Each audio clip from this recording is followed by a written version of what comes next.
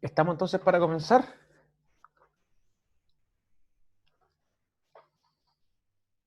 Sí, Súper. Vamos a comenzar entonces con la segunda parte. Esta es más cortita ya. Esperemos, ¿cierto? Bueno, antes de seguir con las proyecciones de imágenes, quería entonces eh, dejar bien claro que la glucólisis va a ser regulada por la actividad de la enzima fosfoructoquinasa 1. Esta enzima, ¿no es cierto?, es crucial en todos los tejidos, en todas nuestras células, para el compromiso de la vía glucolítica. De esa forma, entonces, no quiero que se confundan y dejen muy claro de que esta es la enzima esencial. Por otro lado, eh, la regulación de la fosforotoquinasa 1 también, a nivel de prácticamente todas nuestras células, es regulada por los niveles de potencial de fosforilación, o sea, los niveles de ATP. Si hay grandes concentraciones de ATP, sí, sí, sí. no sé si soy yo nomás, pero veo la pantalla en blanco. Sí, está en blanco, porque Ah, no, ya, no, no quería sorry, proyectar sorry. nada todavía. Pensé que estaba leyendo algo por eso. Disculpe. No, no. Voy a apretar ahí para que se vea algo por mientras, para que no se me asuste. Entonces, eh, la enzima fosfofructoquinasa 1 es regulada por principalmente niveles de ATP. Y ya vimos que en el gráfico, cuando los niveles de ATP son muy altos, este ATP se une al sitio alostérico y ejerce una regulación de tipo negativa. Por lo tanto, la fosforooctoquinasa 1 entonces baja su actividad y con eso entonces la glucólisis disminuye. Eso entonces es un efecto clásico que observamos en todas las células y que también es bastante lógico de pensarlo así. Por otro lado, en el hígado se suma una regulación muy importante que es la regulación por la enzima tándem, que a la vez es regulada por hormonas. En este caso entra el juego de la insulina y el glucagón.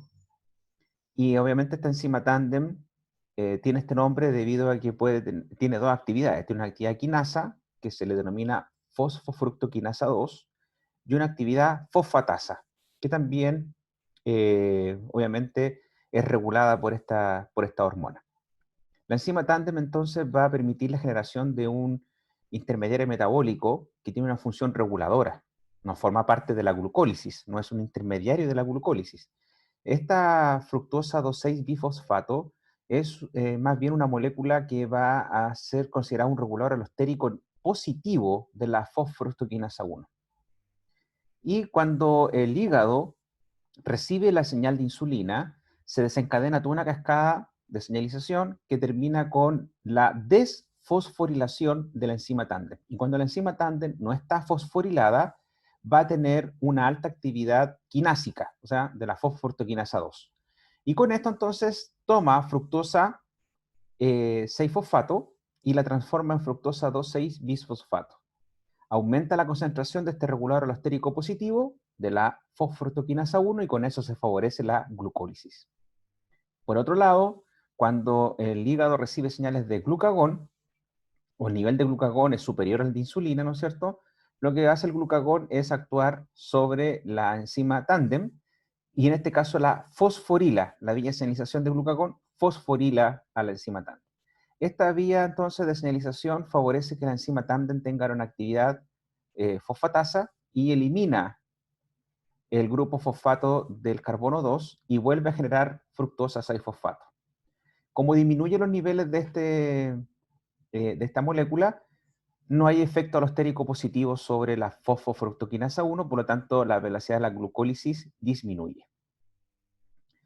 Y raya para la suma en el hígado, entonces es importante destacar que la insulina es una hormona eminentemente anabólica, pero favorece una vía catabólica. y esa vía catabólica es la glucólisis, ¿ya? Así que eso no lo pueden perder de vista. La otra enzima que es regulada también en la glucólisis es la piruvato quinasa, que es la que cataliza la última reacción de la glucólisis, que es el paso de fosfonol piruvato a piruvato. Esta enzima, conocida como piruvato quinasa, va a tener entonces una serie también de regulaciones. En este caso, la fructosa 1,6-bifosfato la regula de forma positiva, tiene un efecto regulador alostérico positivo. Y por otro lado también el ATP tiene un efecto negativo, ¿no? Muy lógico también, muy parecido a lo que ocurre con la fosfructoquinasa 1. La inhibición por ATP también se suma a la inhibición por acetilcoenzimo A y por ácidos grasos de cadena larga. Todo esto indica el criterio de decir que hay intermediarios que indican de que en la célula hay una alta cantidad de energía, de combustible disponible, y ácidos grasos de cadena larga también están indicando entonces de que en el hígado hay una importante síntesis de lípidos, por lo tanto hay una gran cantidad de energía y eso entonces favorece, y también de combustible, y eso entonces entiende uno, tiene el efecto inhibitorio sobre la piruvato quinasa. También es muy importante a nivel hepático la regulación por insulina. La insulina termina favoreciendo la desfosforilación de la piruvato quinasa y eso tiene un efecto positivo sobre esta actividad de esta enzima. Por otro lado, el glucagón, su vía de señalización favorece la fosforilación de la piruvato quinasa y con ello una disminución en su actividad. O sea, volvemos a reforzar que la insulina favorece la glucólisis y el glucagón impide o inhibe la glucólisis, mejor dicho, en el hígado. ¿Ya? Eso también es correcto pensarlo de esa forma, porque el glucagón, vamos a ver que lo que favorece es la gluconeogénesis. O sea, el glucagón es una hormona que es liberada por el páncreas endocrino, cuando hay bajos niveles de glucosa en ayuno. Entonces, lo que hace el glucagón en el hígado, ustedes lo están viendo acá, es inhibir la glucólisis y lo que va a hacer es favorecer la gluconeogénesis. Eso es lo que vamos a ver después a continuación, en futuras clases. Mientras que la insulina hace el efecto contrario. La insulina potencia y favorece la glucólisis y va a inhibir la gluconeogénesis, ¿ya? Así que por eso que uno puede ir entendiendo que esto se comporta de esta forma. Muy bien. Además, la insulina también aumenta la transcripción del gen que da cuenta de la piruvato quinasa. Así que raya para la suma, la insulina tiene un efecto a largo plazo que es aumentar la transcripción de los genes de la glucoquinasa, del gen de la fosfofructoquinasa 1 y del gen de la piruvato-quinasa. Entonces, la insulina favorece el aumento en las enzimas que son claves en la glucólisis, ¿ya? Eso refuerza nuevamente de que la insulina es una hormona que potencia la actividad glucolítica en el hepatocito. Y eso no lo pueden olvidar. Y dejarlo muy destacado que es la única vía catabólica, ¿no es cierto?, que es favorecida por insulina. Todos los demás efectos de la insulina en el hígado son favorecer vías anabólicas, ¿ya? Y por eso que es conocida como una hormona en definitiva de efecto anabólico. Profe, ¿Sí? ¿podría volver a repetir qué transcripción específicamente aumenta la insulina, por favor? ¿Qué transcripción aumenta? Sí,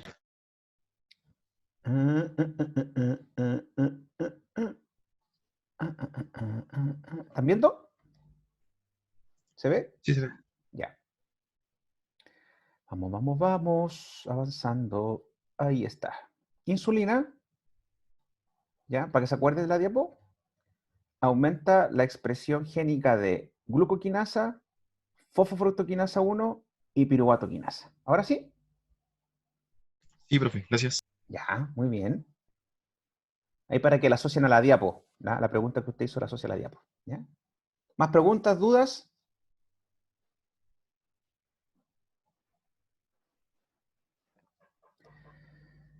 Bien, vamos entonces ahora a ver cómo otros carbohidratos, otros monosacáridos también pueden ingresar a la vía glucolítica, ¿ya? Eh, Aquí tenemos nuestra vía glucolítica, comenzando aquí con la glucosa hasta llegar al piruvato. Aquí las flechitas también bonitas marcan muy claro cuáles son las vías que son irreversibles. Y claramente comenzamos con glucosa, pero a partir de polisacáridos como el glucógeno, el almidón, nosotros podemos tener también glucosa 1-fosfato, y esa glucosa 1-fosfato, por acción de una mutasa que cambia la posición del fosfato del carbono 1 al carbono 6, también podemos generar glucosa 6-fosfato, ¿ya? Esto ocurre esencialmente en el caso nuestro a partir de glucógeno. O sea, nosotros guardamos glucógeno en nuestra célula hepática o en nuestra célula muscular, y obviamente el glucógeno cuando es degradado por acción de la glucógeno fosforilasa, se van rompiendo los enlaces glucosídicos y se va generando entonces glucosa 1-fosfato. Y esa glucosa 1-fosfato luego entra como glucosa 6-fosfato a la glucólisis. Acá tenemos un azúcar que también puede estar presente en la dieta, que es la manosa. Por acción de una exoquinasa generamos manosa 6-fosfato, y luego por acción de una isomerasa formamos fructosa 6-fosfato. Entonces ahí tienen otros tipos de azúcares que también pueden ingresar a la vía glucolítica. La galactosa, que se ve allá en el extremo de la diapo, la galactosa acá arriba, azúcar que puede estar presente en la lactosa, ¿no es cierto?, de la leche, se transforma en galactosa 1-fosfato. Luego ahí se gasta también UTP para generar UDP-galactosa, y esa UDP-galactosa luego se transforma en glucosa 1-fosfato y ingresa a la vía glucolítica. Por otro lado, acá la fructosa también puede ingresar a la vía glucolítica, dando origen a fructosa 1-fosfato, que se acuerdan que este era un regulador negativo de la proteína reguladora de la glucoquinasa, ¿ya? Entonces, el azúcar de la fruta, presente en el disacárido sacarosa, que encontramos prácticamente en todas las frutas, da origen a esta fructosa que obviamente puede, a nivel hepático, ser fosforilada en la posición 1, y luego una aldolasa la escinde, ¿no es cierto?, formando dihidroxiacetona y gliceraldehído 3-fosfato. Y con eso entonces también puede ingresar a la vía.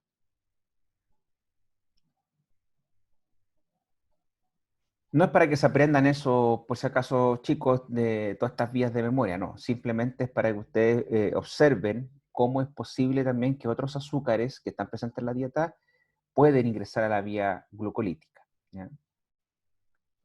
Entonces, un resumen de estas vías anapleróticas, o sea, que aportan intermediarios, ¿se acuerdan? Aportan intermediarios a esta vía que estamos estudiando, que es la glucólisis, es a través, puede ser de la galactosa. Ahí está con un poquito más de detalle, pero es lo mismo, hasta obtener glucosa 6-fosfato. Otra vía anaplerótica es la que comienza con el sustrato manosa, que da origen a intermediarios metabólicos como la fructosa 6-fosfato, que forma parte de la glucólisis, y la fructosa, que finalmente da origen a dihidroxiacetona fosfato y gliceraldehído 3-fosfato, que también forman parte de la vía glicolítica. Entonces, esas son vías anapleróticas, ¿ya? La galactosa, la manosa, la fructosa, cómo generan intermediarios que se suman a la vía de la glucólisis. Bien, ahí tenemos entonces un esquema general de lo que estamos viendo de este eje catabólico básico, cómo hemos estudiado la glucosa, el paso, ¿no es cierto?, de esta hexosa a piruvato. Y ahora, siguiendo con la historia, vimos que este piruvato también podía dar origen a una glucólisis anaeróbica con la obtención de lactato, por ejemplo. Y ahora lo que vamos a ver es qué ocurre si el piruvato entonces está en una célula, por ejemplo, con mitocondrias. Una célula eucarionte tenga mitocondrias, y este piruvato entonces podría ingresar a esta mitocondria y ahora ser transformado en acetilcoenzimo A, el cual luego puede ingresar al ciclo de Krebs, o ciclo del ácido tricarboxílico, o también conocido como ciclo del ácido cítrico. Veamos eso.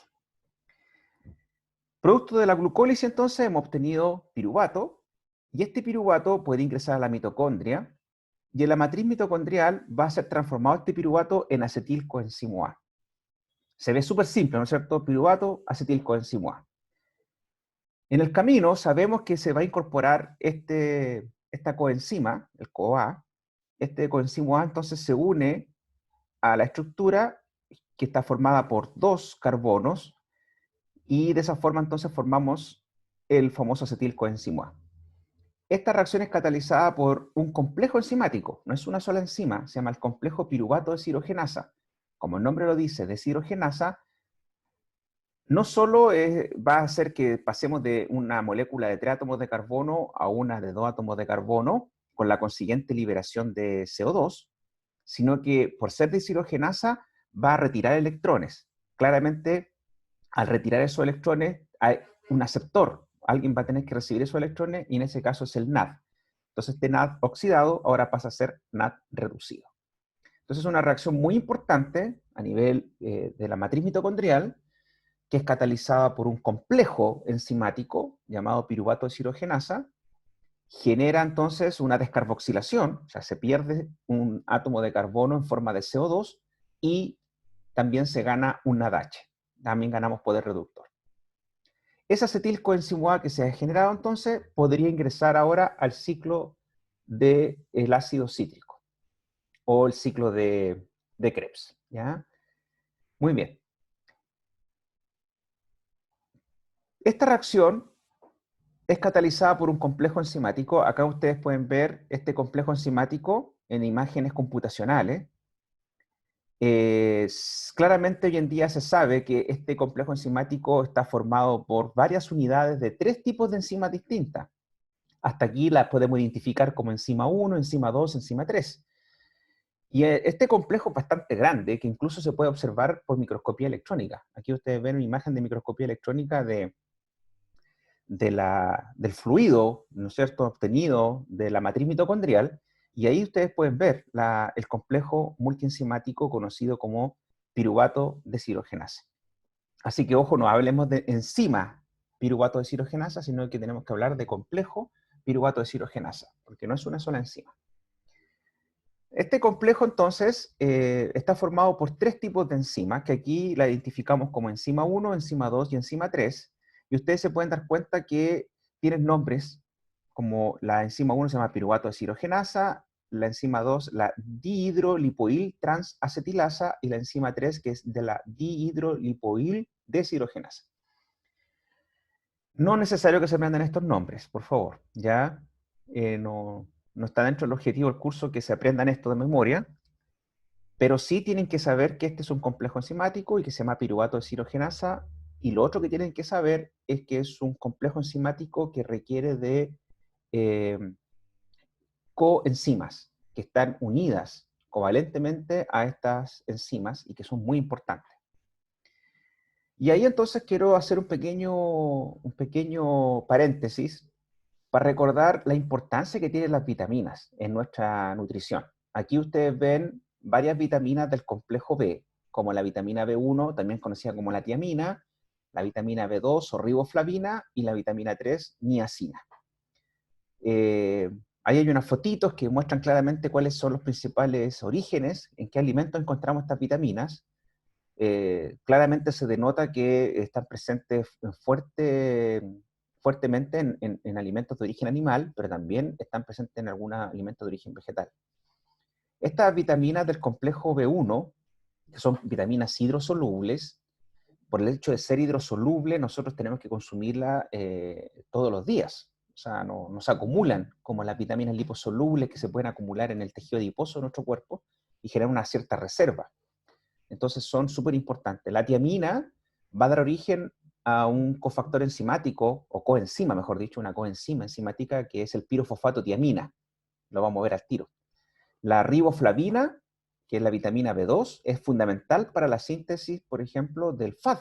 No existe FAD si no tenemos riboflavina. Imagínense la importancia.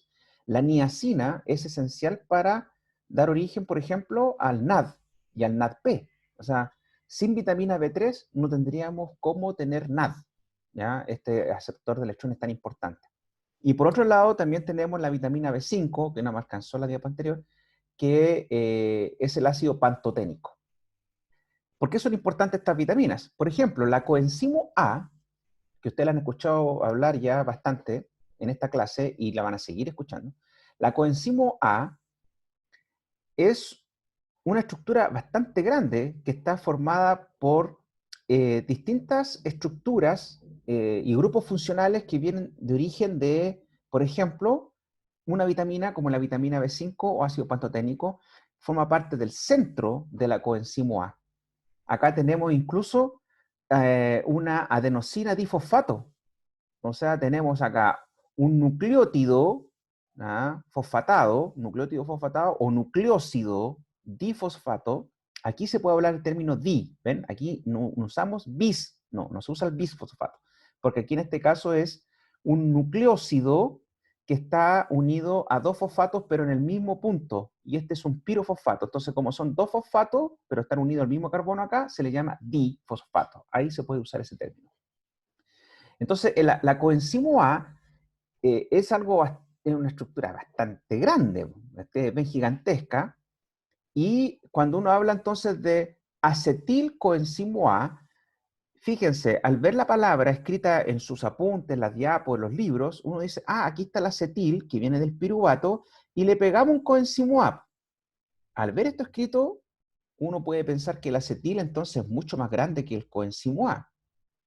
No, el coenzimo A es esta estructura gigante acá, y resulta que toda esa estructura gigante que ustedes ven aquí se va a unir a estos dos carbonos, que es el acetil. Entonces, cuando ustedes hablen de acetilcoenzimo A, no se imaginen solamente esto, no piensen que están hablando de dos carbonos acá, el metil acá, esto está unido al coenzimo A través de este enlace, y resulta que esta cuestión, el coenzimo A es chiquitito, será, no sé, una estructura como una ATP, será algo más chico. No, el coenzimo A es todo esto. Entonces, fíjense, toda esta cuestión, y aquí está pegado acá dos carbonos. Ese es esos dos carbonos que están pegados ahí, el acetil, y este es todo el coenzimo A. ¿Ya? Así que para que tengan la idea general y no piensen que es algo tan pequeño. Acá tenemos el ciclo Néstor, catalítico, ¿sí? eso que dijiste es súper importante porque a medida que los alumnos van progresando en el curso, y por eso toma el asunto a lo que acaba de decir el profesor Nelson Varela, porque después van a encontrar ustedes que el coenzimo A no solamente está unido al grupo acetilo, que viene del acetato, sino que lo van a encontrar unido a ácidos grasos. Y no, cuando tengan coenzimo A unido a ácidos grasos, no lo confundan con el acetilcoenzimo A, por favor. Vamos a volver a repetir esto porque cuando veamos ácidos grasos, pero por favor vayan tomando conciencia de lo que es el coenzimo A y que forma tigoésteres con ácidos, derivados de ácido precisamente. Eso era lo que quería decir. Súper. Acá lo que yo estoy mostrando es justamente este complejo piruvato deshidrogenasa, y la idea en esta diapo, que tampoco es para que se la aprendan de memoria, pero es para que ustedes entiendan de que lo que vimos en la diapo anterior, no del acetilcoenzimo A ni de las vitaminas, sino que donde yo les mostré la reacción, donde partíamos de piruvato, llegamos a acetilcoenzimo A, no es una reacción única, sino que son un conjunto de reacciones que están ocurriendo asociadas a este complejo multienzimático, donde la enzima 1 está unida a pirofosfatotiamina, la enzima 2 está unida a un ácido lipoico, y la enzima 3 está unida a FAD. Entonces, las reacciones comienzan a partir del piruvato, que se une a este complejo multienzimático. Entonces, ahí ustedes tienen el piruvato, se va a unir a es sustrato de la enzima 1, que es la deshidrogenasa pirúvica, donde se libera un CO2 y queda este grupo de dos átomos de carbono, porque ya se liberó un CO2, unido al pirofosfatotiamina.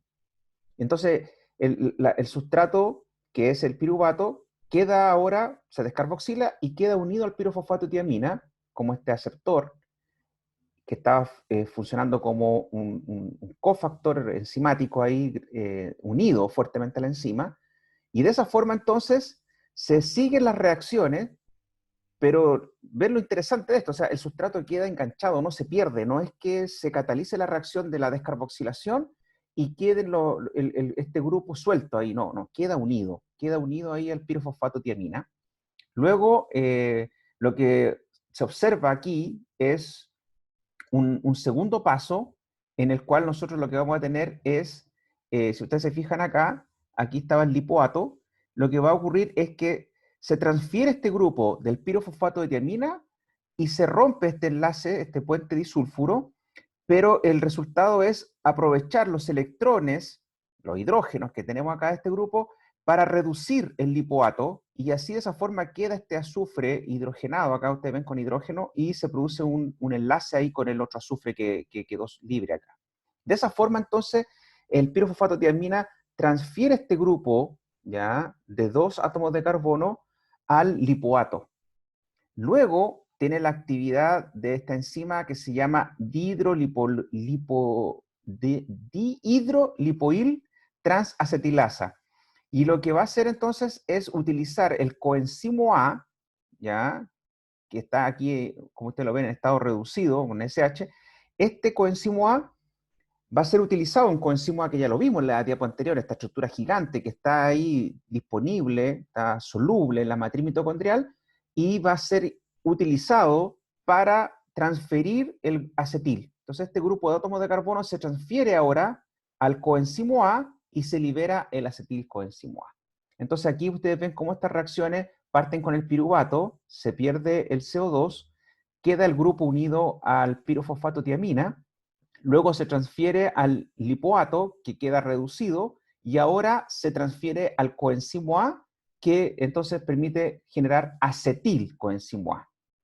Pero el complejo enzimático queda aún trabajando, porque ha quedado entonces este lipoato reducido. Estos hidrógenos, que en pocas palabras son los electrones, ¿no es cierto?, van a ser ahora transferidos a la enzima que tenemos a continuación, donde está el FAD, y de esa forma entonces obtenemos FADH, FAD reducido. Y luego viene la actividad de esta tercera enzima, que utiliza NAD, también, que está ahí soluble, disponible en la matriz, toma NAD y le transfiere los electrones del FAD al NAD, y de esa forma obtenemos NADH. Y ahí ahora queda nuevamente el complejo libre para volver a captar otro piruvato y seguir con este ciclo catalítico que da como cuenta la pérdida del CO2, da como cuenta la obtención de acetilcoenzimo A y la obtención de NAD reducido. Así que no es tan simple, pero tampoco nosotros queremos que esto ustedes se lo aprendan todo este proceso de memoria, pero para que tengan una idea de que no es llegar y pasar de piruvato a acetilcoenzimo A, no es una cosa así de una sola reacción. Claramente este complejo multienzimático es regulado, tiene una regulación negativa por ATP, acetilcoenzimo A, NADH y ácidos grasos. O sea, la actividad de este complejo que va a transformar piruvato en acetilcoenzimo A cae cuando tenemos altas concentraciones de ATP. También es lógico pensarlo, porque la idea no sería entonces producir mucho acetilcoenzimo A, no seguir aumentando la actividad de este eje catabólico, siendo que tenemos disponible ATP. Lo mismo es acetilcoenzimo A, es un producto de esta reacción, por lo tanto, si se acumula mucho acetilcoenzimo A, también hay una inhibición por feedback, ¿no es cierto? Feedback negativo, que inhibe al complejo para que obviamente no siga produciendo más acetilcoenzimo A. Lo mismo pasa con el NADH, que ustedes ven que es otro producto de la reacción, ¿ah? Si hay mucha acumulación de NADH en la matriz mitocondrial, también se detiene la actividad de este complejo, y ácidos grasos. También se detiene porque si al interior de la mitocondria hay muchos ácidos grasos, no es necesario seguir produciendo acetilcoenzimo A para que entre al ciclo de Krebs, porque al haber ácidos grasos, la mitocondria lo que va a hacer es beta-oxidación. Y cuando en la mitocondria hay beta-oxidación, el ciclo de Krebs prácticamente se inhibe, ¿ya? Así que ahí lo van a entender más adelante. Por ahora yo sé que a lo mejor es más complejo para ustedes integrar todo esto, pero yo se lo doy a conocer ahora, ustedes lo pueden dejar ahí anotadito, pero si no lo entienden 100%, no se preocupen, porque todavía no hemos visto metabolismo de lípidos, así que tranquilo. Pero sí ya pueden entender que productos de este ciclo catabólico, como es el NADH y el acetilcoenzimo A, son inhibidores por feedback negativo, ¿no es cierto?, de esta misma actividad. Y el ATP, bueno, también es bastante lógico aprendérselo porque no es para qué seguir aumentando este eje catabólico si hay energía suficiente. Y por otro lado, los activadores serían el AMP, ¿no es cierto?, falta de energía, el NAD, falta de poder reductor, todo lo contrario, ¿ven? Y calcio, que eso es más importante en el músculo, ¿ya? Cuando hay altos niveles de calcio libre por la contracción muscular, ¿no es cierto?, ese calcio también puede generar no solamente la unión de la actina con la miosina en la contracción muscular, sino que también lo que hace el calcio es poder favorecer la actividad metabólica de tipo catabólica para generar más energía en forma de ATP para la contracción muscular. Así que el calcio también es súper importante en el músculo como un activador de este complejo enzimático. Aquí hay otra diapo, es lo mismo, más que nada para ser un poco más detallado. Lo que hace el ATP en estricto rigor cuando está en altas concentraciones es activar a una quinasa, ¿ya?, de la piruvato deshidrogenasa. Por eso se llama aquí la sigla piruvato deshidrogenasa quinasa. Esa es activada por ATP y esa quinasa lo que hace es fosforilar en ciertos lugares a este complejo piruvato deshidrogenasa y al fosforilarla la inhibe y así baja su actividad. Es una regulación por fosforilación, pero que no proviene desde una vía de señalización hormonal, sino que es activada por un alto potencial de fosforilación como es el ATP. Por otro lado, lo que tenemos es que existe una fosfatasa de la piruvato deshidrogenasa que podría entonces retirar este grupo fosfato y por lo tanto activar nuevamente a la piruvato deshidrogenasa. En cierta forma, la actividad de esta fosfatasa y de esta quinasa tienen que ver con los niveles de ATP. ¿Ah? Yo lo que he estudiado es que, lo que he visto es que no lo dejan muy claro, pero lo más probable es que es una regulación alostérica. Altas concentraciones de ATP activan a esta quinasa y bajas concentraciones de ATP terminan por activar a la fosfatasa. Y de esa forma se regula la actividad de este complejo piruvato deshidrogenasa. Y obviamente no dejar de lado, ya lo habíamos dicho, pero lo volvemos a recalcar, que el NADH, que es un producto de la acción de esta enzima, el acetilcoenzimo A, otro producto, y los ácidos grasos también son inhibidores de la piruvato deshidrogenasa. Y para ir terminando entonces, vamos al ciclo de Krebs. El ciclo de Krebs, que obviamente tiene un nombre en honor al bioquímico, al científico que, ¿no es cierto?, describió este ciclo de reacciones tan importante que ocurre al interior de la matriz mitocondrial. También se le conoce como el ciclo del ácido cítrico o de los ácidos tricarboxílicos. Ahí está la razón, aquí tenemos el ácido cítrico y como ustedes ven tiene 3 grupos carboxílicos ácidos, que obviamente al pH del interior de la matriz mitocondrial están desprotonados, por lo tanto están como citrato, no como ácido cítrico. ¿Ya? Y obviamente este es el que inicia todo el ciclo de reacciones, ¿ya? Y por esa razón tiene ese nombre. ¿Cómo es la estequiometría del ciclo de Krebs? Que ustedes la estudiaron ya en enseñanza media. Bueno, todo comienza con la unión del acetilcoenzimo A al oxalacetato, como lo vamos a ver. Por lo tanto, al ciclo de Krebs, los sustratos serían acetilcoenzimo A, agua, NAD oxidado y FAD oxidado.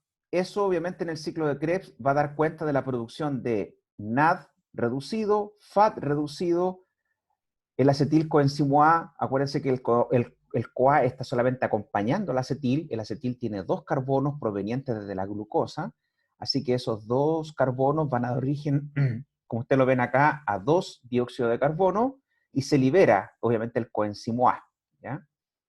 Y por otro lado, la ganancia también a partir de GDP, ¿ya?, de GTP, como también aportes de energía. Así que, si no me equivoco, hasta ahí más o menos tenemos un esquema que muestra en azul cuáles serían los sustratos de este ciclo de Krebs, y en rojo cuáles serían los productos de este ciclo de Krebs.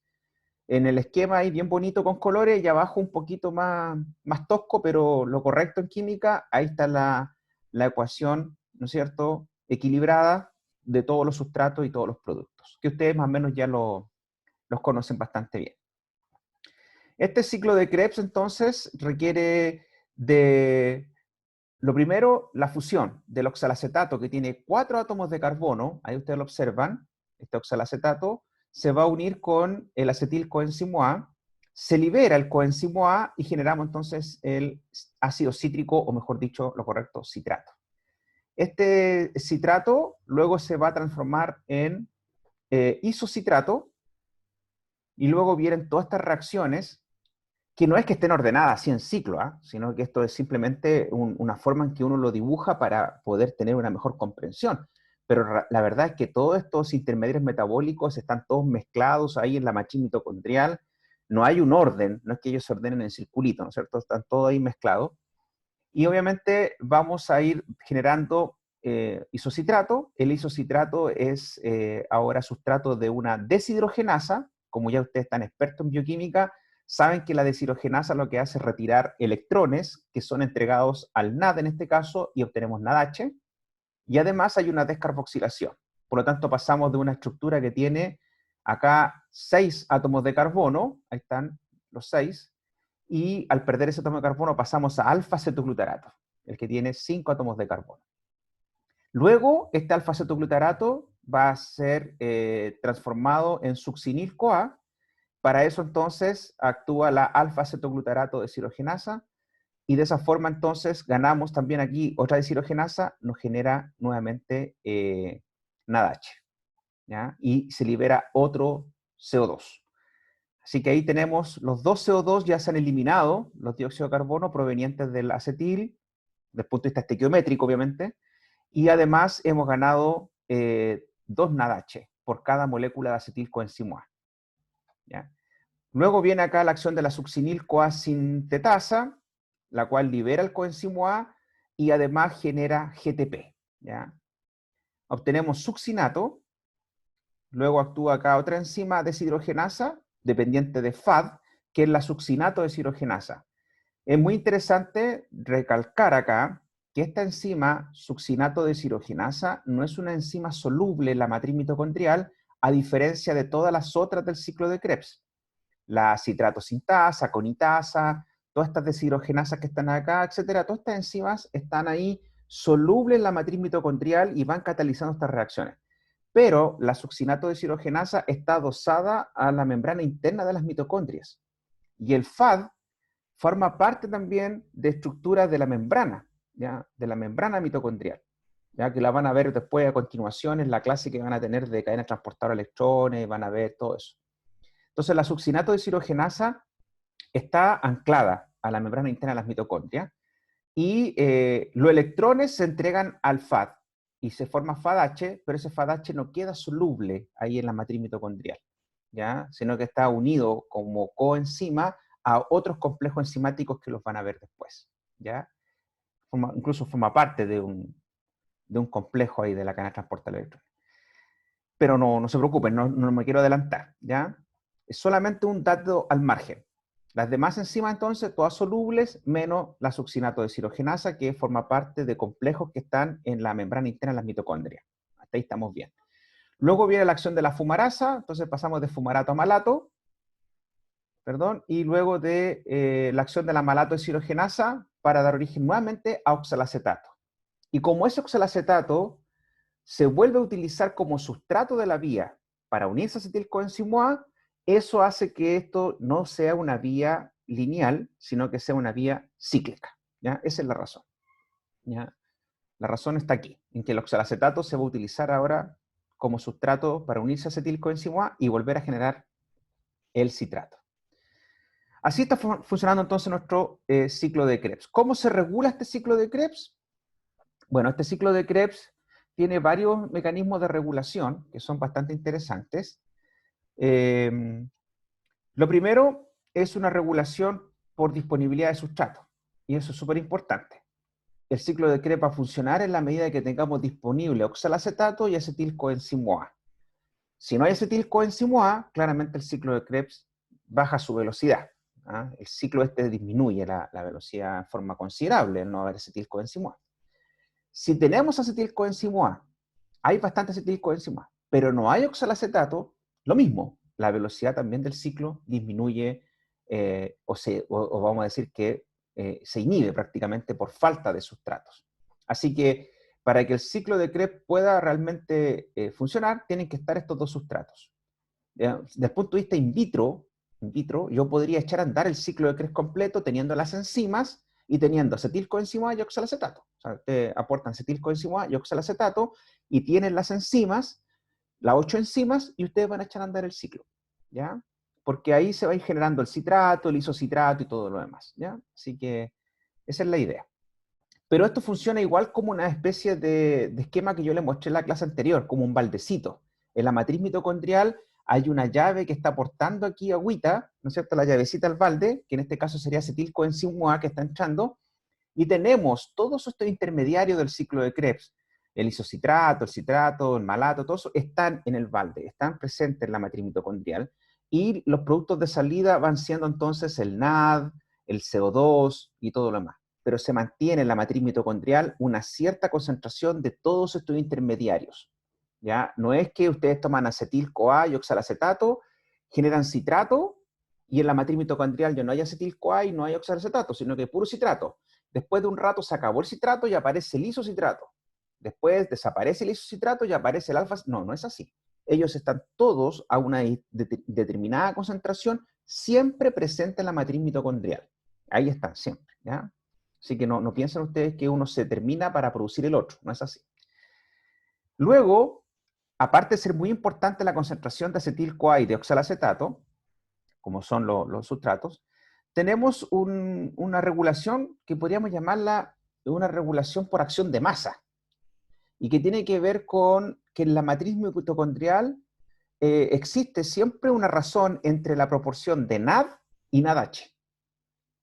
Y esto es súper importante, porque ya incluso lo habíamos comentado al principio de la clase, que pasaba también a nivel de la glucólisis en el citosol, glucólisis en el citosol. En la mitocondria también ocurre lo mismo. Tenemos un equilibrio entre la proporción de NAD oxidado y de NAD reducido. Si en la matriz mitocondrial hay mucho NADH, una gran cantidad de NADH, en desmedro de una menor proporción de NAD oxidado, ¿no es cierto?, el ciclo de Krebs se inhibe. Por un efecto de acción de masa, al haber mucho NADH, no pueden funcionar estas deshidrogenasas que vemos acá en la posición 3, en la posición 4, en la posición 8, que son las deshidrogenasas, ¿no es cierto?, que van generando NADH. Y para eso necesitan NAD. Si no hay NAD, porque hay mucho NADH, lo lógico es que la reacción incluso pueda funcionar en forma inversa. ¿Ya? No, todo lo contrario, o sea, el ciclo de Krebs no avanza para allá, sino que incluso puede avanzar al revés. Al haber mucho NADH en la matriz mitocondrial, ustedes pueden ver que se empieza a acumular el malato y disminuye el oxalacetato, porque no avanza para allá, todo lo contrario, se detiene esto y empieza a acumularse malato por exceso de NADH.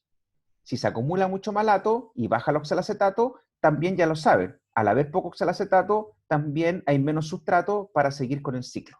Así que está todo imbrincado, pero claramente esta razón NADH es súper importante en la regulación del ciclo de Krebs, y por favor, quiero que la destaquen, ¿ya? Porque la vamos a estar utilizando como criterio de regulación del Krebs varias veces a lo largo de la asignatura.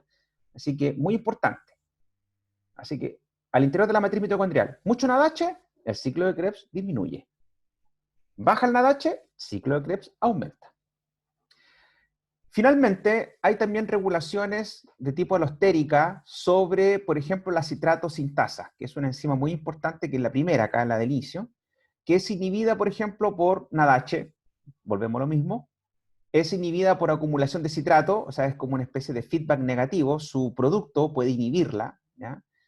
Y también está inhibida por altas concentraciones de ATP y de succinil-CoA, que es otro intermediario del ciclo de Krebs. Entonces, al haber mucho succinil-CoA, mucho ATP, mucho NADH, también se inhibe la citrato sintasa. Así que también es bastante lógico entenderlo, ¿ya? Por el hecho de que no tendría sentido que siga avanzando el ciclo de Krebs si ya tenemos mucho ATP, si hay mucho NADH, ¿ya? Y el ADP estimula a la citrato sintasa. También, bastante lógico, pasa muy parecido con la fosforotoquinasa 1 de la glucólisis. Entonces, ahí ustedes se pueden dar cuenta que hay como una regulación concertada. Cuando en la célula aumenta el ATP, se inhibe el Krebs, pero también se inhibe la glucólisis porque se inhibe la fosforotoquinasa 1. Entonces, hay como una especie de comunicación, ¿ya? No directa, pero sí hay una comunicación que tiene que ver justamente con el potencial de fosforilación, con la cantidad de energía que tiene la célula.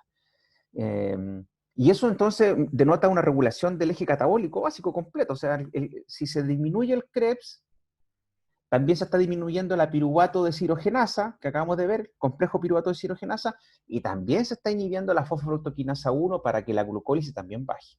Así que eso es súper interesante. Y claramente denota que esto no es al lote. Pues hay miles de años de evolución que han permitido que este llegue a estos niveles de regulación. El ATP también inhibe a la enzima 3, que es la deshirogenasa isocítrica, y todo lo contrario hace el ADP. Y en el caso del músculo también el calcio es importante como activador de esta enzima, ¿ya? Aquí hay un resumen para que les sirva, es más fácil para estudiar, ¿no es cierto? La citrato sintasa es regulada por disponibilidad de sustrato, oxalacetato, acetilcoenzimo A, y es regulada también de forma negativa por el NADH, por el succinil-CoA, el citrato y el ATP, ¿ya? Todo eso denota que hay mucho intermediario, hay mucha energía, hay mucho combustible, no se está gastando, entonces detengamos el ciclo de Krebs. Y el ADP es un activador de esta enzima. La reacción 3, deshidrogenasa isocítrica, también es regulada, ya lo dijimos, por ATP de forma negativa, ADP positiva, y en el caso del músculo, importante el calcio, ya que también activa al ciclo de Krebs, activando la deshidrogenasa isocítrica.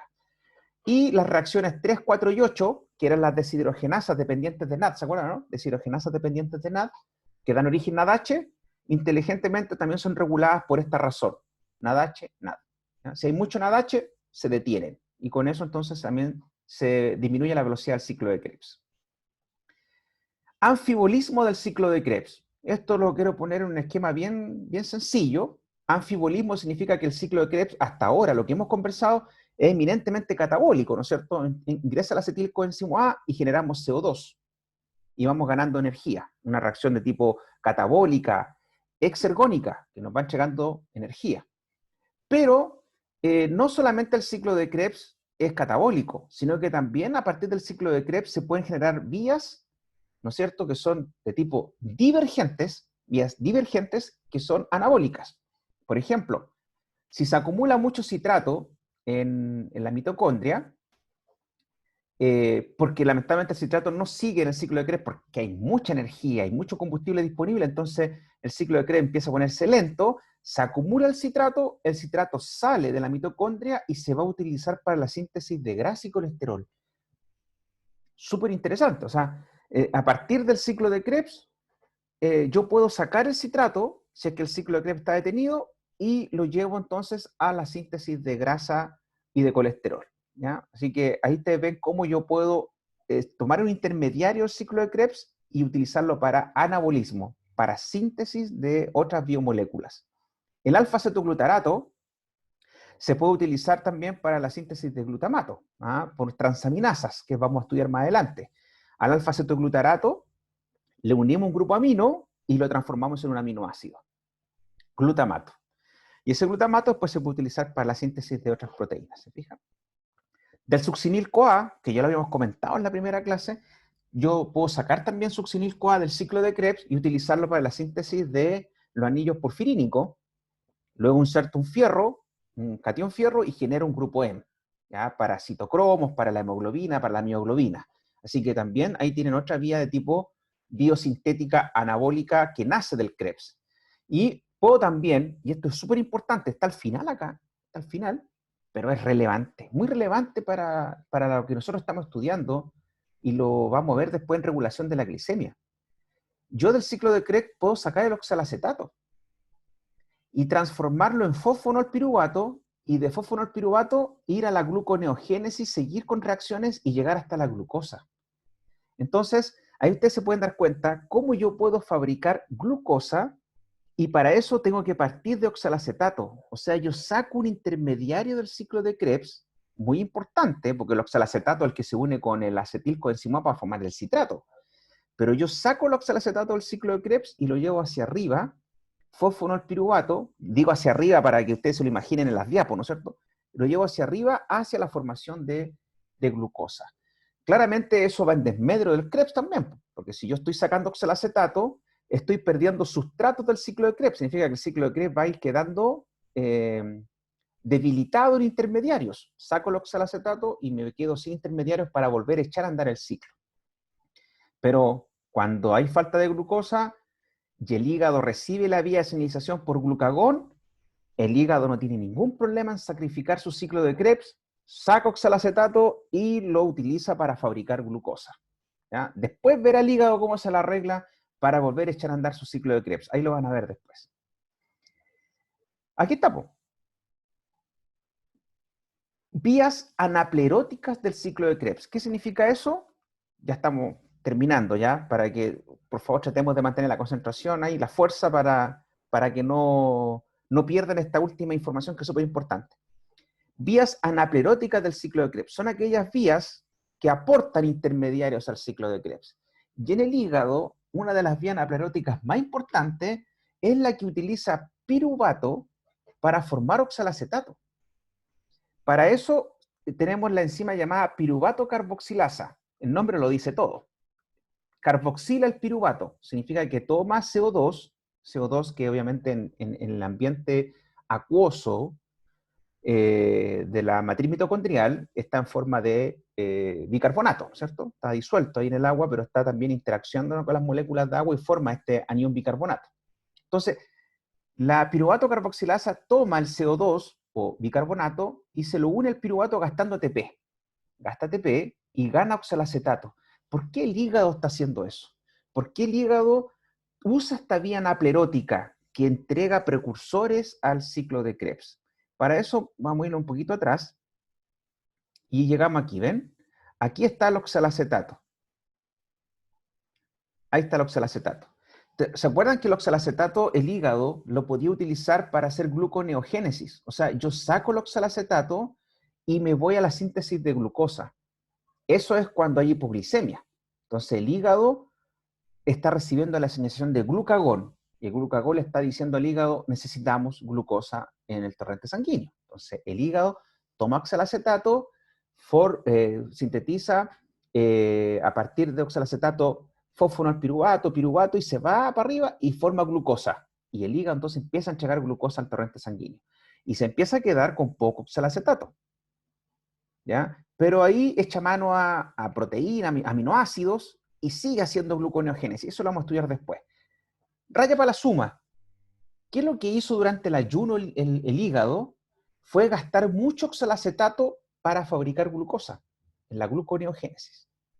Luego ustedes comen.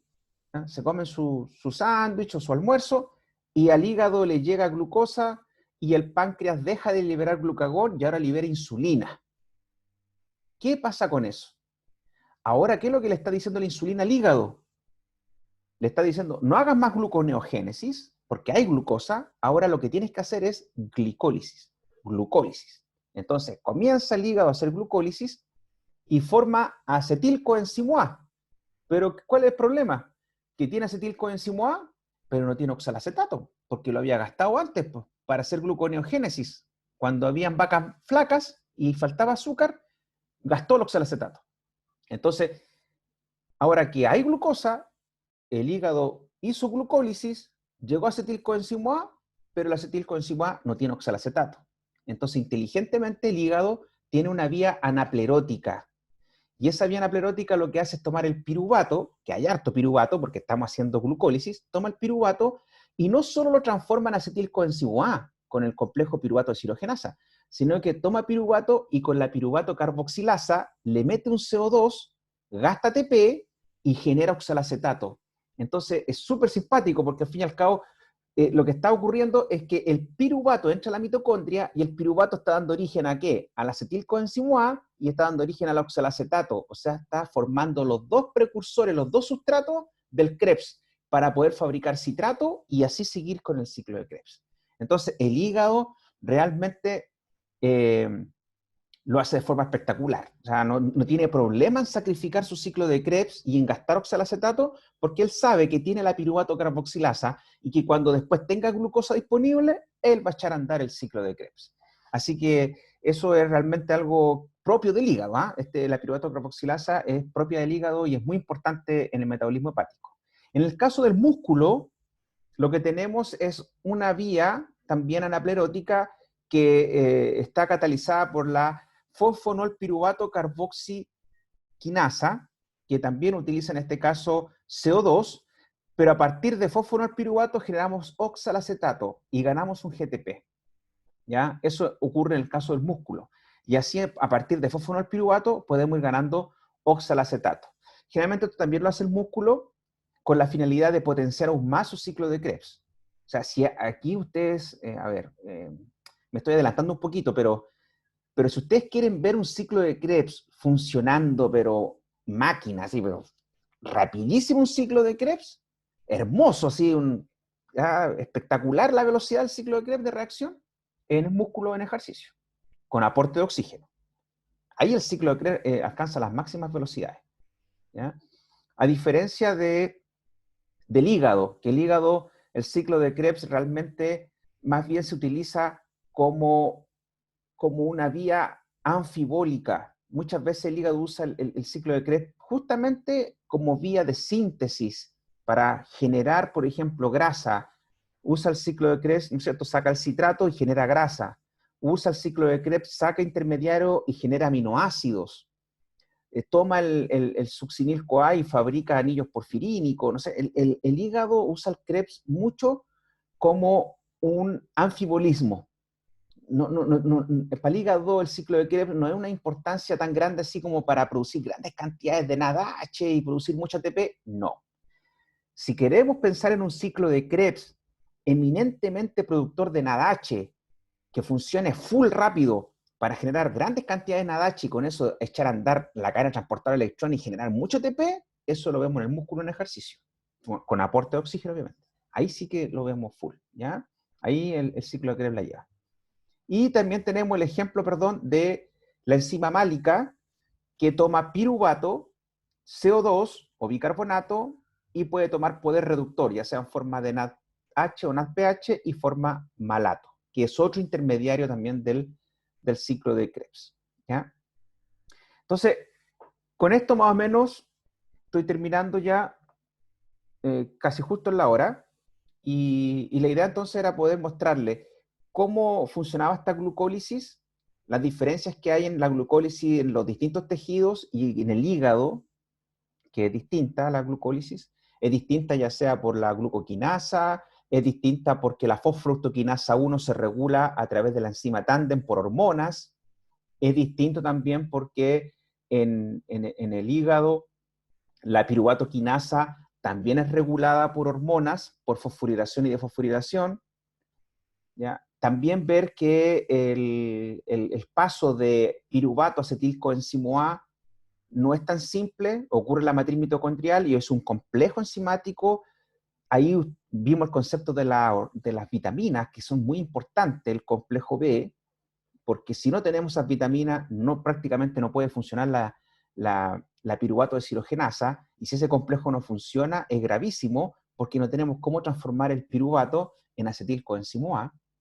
Y luego terminamos viendo en esta clase lo que es el ciclo de Krebs, que obviamente son todas estas reacciones que terminan con un producto que al fin y al cabo es sustrato del inicio, por eso que es una vía cíclica, que está regulado eminentemente por la carga energética de la célula y también por la proporción de NADH-NAD, eso es súper relevante en el Krebs, que este ciclo de Krebs tiene propiedades también anfibólicas, o sea, en sí uno sabe que es catabólico porque está quemando este acetilcoenzimo A, está liberando CO2, pero también el ciclo de Krebs da origen a muchos intermediarios que se utilizan para fabricar grasa, colesterol, para fabricar aminoácidos, anillos porfirínicos, etc. Y terminamos viendo que cuando este ciclo de Krebs necesita apoyo para volver a echarse a andar, existen vías anapleróticas que pueden aportar intermediarios para que este ciclo de Krebs pueda volver a funcionar en una mayor o menor cuantía. Así que bueno, eso sería más o menos lo que yo les quería contar. Quedan un par de minutos, si quieren hacer alguna consulta, alguna pregunta. Pues ya se me quedaron todos dormidos.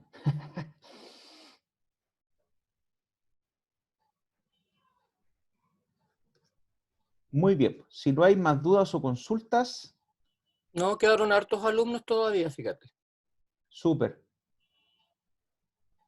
Que por la hora también es complicado. Pero bueno, nos tocó así la asignatura.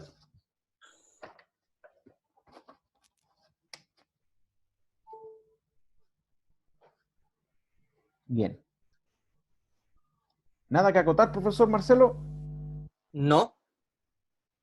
No, solo decirles a los alumnos que todavía están presentes y escuchando que ustedes ya se deben haber dado cuenta de que esta materia es muy bonita, es preciosa, pero tiene sus bemoles. Así que deben estudiarla, por favor. Eso yo insistiría muchísimo. Deben estudiarla y no dejen la materia para las fechas cercanas al certamen porque van a morir. Realmente, se los digo, tengo harta experiencia, he sido PEC muchos años de cursos como este, y si los alumnos tiran para la cola y dejan esta cosa para 2 o 3 días antes del certamen, van a morir. Tienen que ir estudiando la materia. Bueno, el profesor Nelson Varela ya les insistió en la clase pasada, yo también les insisto. Por favor, que no se diga después de que no se les dijo. Claro. Nelson, muchas gracias. Te agradezco tu clase. Estuvo bien bonita. Y bueno, Gracias. continuaremos con... El próximo miércoles tenemos seminario, así que el próximo viernes te tocaría hacer la siguiente clase. Así es. De todas Agradezco maneras, a los chicos también, están mandando por chat ahí, varios chicos están mandando su agradecimiento.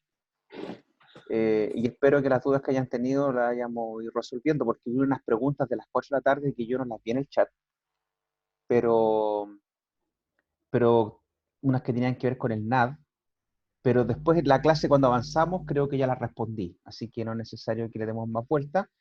Y también es muy importante, además de lo que resalta el profesor, es también destacar que tienen que aprovechar los seminarios. O sea, sí, eso es vayan muy importante. viendo, ustedes tienen la guía de seminario disponible ya, vayan tratando de responderla, y no dejen tampoco la guía de seminario para última hora, porque son varias preguntas. Si todos los días avanzan con una pregunta al menos, claramente va a ser mucho más provechoso para ustedes y también Fácil. agotador, más fácil. Así que no dejen pensando que el seminario, si les toca un miércoles, van a ponerse a hacer la guía de seminario el martes en la tarde, porque hay seminarios que tienen 10 preguntas, 12 preguntas y se van a fundir.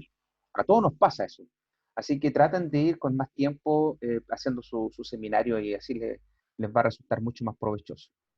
Y lo otro es que mucho de lo que hemos visto en estas primeras clases de metabolismo, yo lamentablemente trato, pero me cuesta mucho no nombrar cosas que vamos a ir viendo más adelante. Me meto un poquito a hablar cosas de repente de lípidos o de regulación de la glicemia.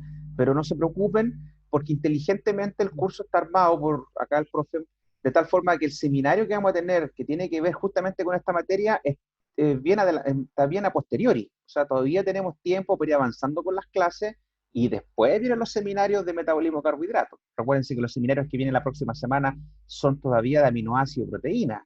Después viene otro seminario que es de enzimas.